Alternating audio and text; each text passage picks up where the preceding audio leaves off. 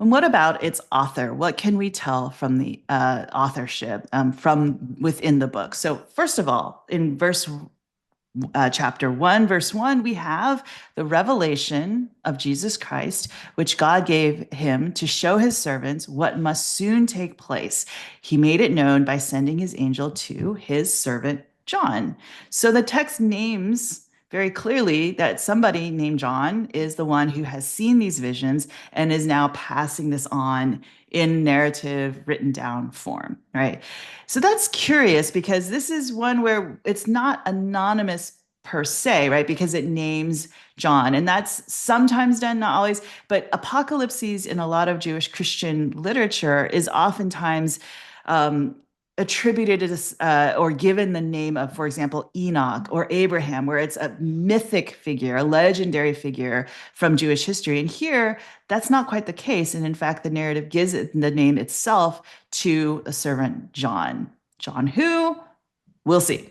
Again, in verse 4, John to the seven churches that are in Asia. And then again in verse 9, I, John, your brother, who share with you in Jesus the persecution and the kingdom and the patient endurance.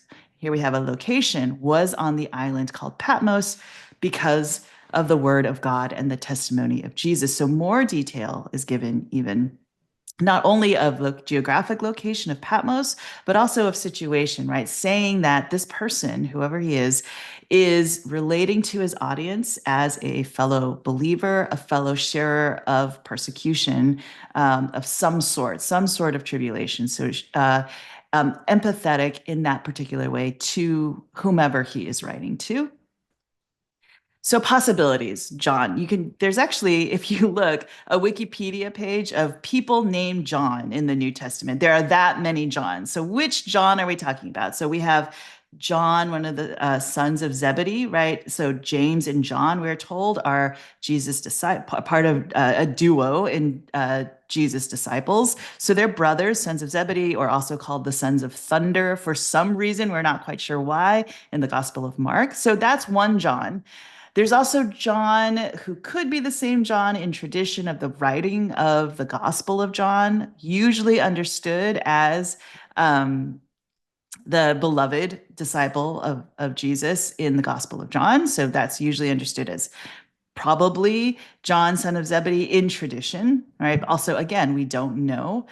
We also have the writings of the Johannine writings of 1st, 2nd, and 3rd John at the end of the New Testament. And of course, this author in Revelations. There's lots of Johns to choose from. Are they the same? Are they different? We don't know again. But we have that as a possibility, John, son of Zebedee. And then to make this even more complicated, we have a mention of somebody called John the Elder, also John the Presbyter, that's another way to say elder, named in early texts by Papias and then quoted in Eusebius, who's writing church history centuries later, right? And this is distinct from the Apostle John. And this person is named also John, so a possibility of who that might be.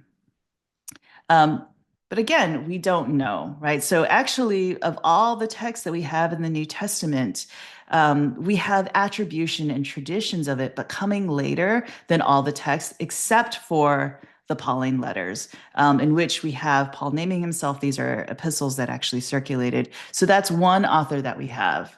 The only one really that we can speak of with certainty in the scholarly realm of who that person is. So the author is unknown, but calls himself John in these particular ways within the letter.